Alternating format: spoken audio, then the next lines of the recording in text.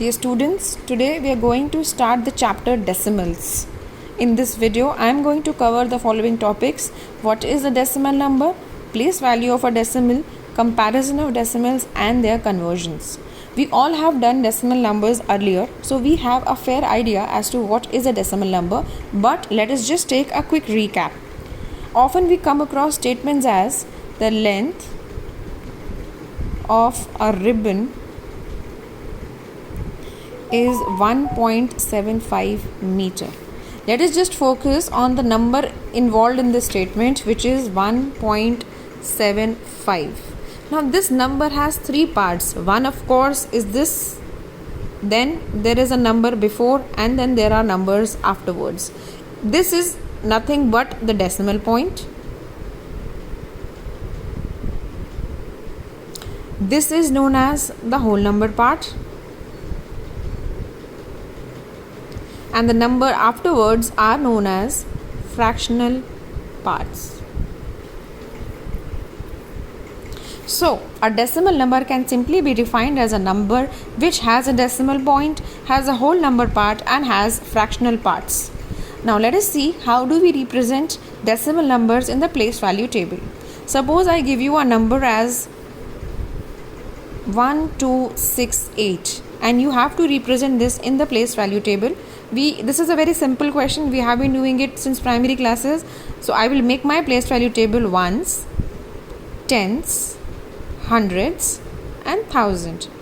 And then I'm going to just fill the numbers at their respective places. 8 is at ones place, 6 is at tens place, 2 is at hundreds place, and then 1 is at thousands place. Now one thing I want you all to note is, while we are moving from ones place to tens, from tens to hundreds and from hundreds to thousands, there is one thing that we are doing in all of them. That is, when I go from ones place to tens place, I am multiplying with 10.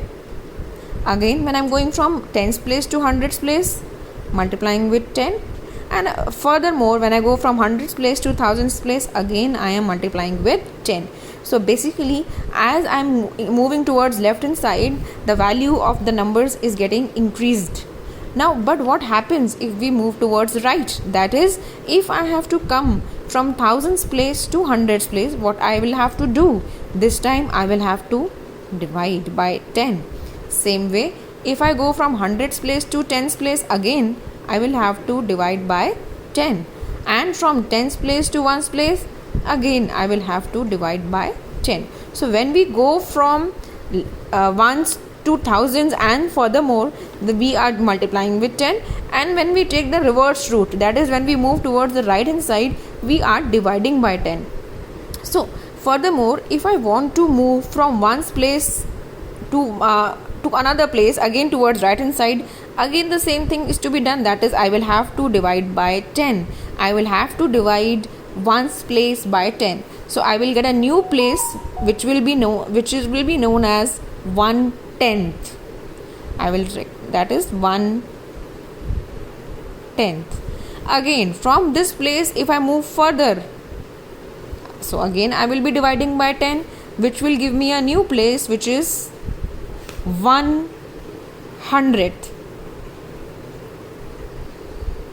and so on. So when we go towards left, the value increases, and when we go towards right, the value decreases. So now if I am giving you a number as 432.56 and you are asked to show this number in the place value table, the number before the decimal part is the whole number part, which we all know how to represent. So let us make the place value table as ones, tens, hundred, and then there is a decimal point. Now the numbers after the ones place, which come towards right of the ones place, they are nothing but the fractional parts, or simply we can say decimal fractions. So we have just learned that a new place towards the right of ones place is known as tenths place, and towards the right of tenth we have hundredth place. So now let us try and fill this number. 2, 3, 4 taken in this order.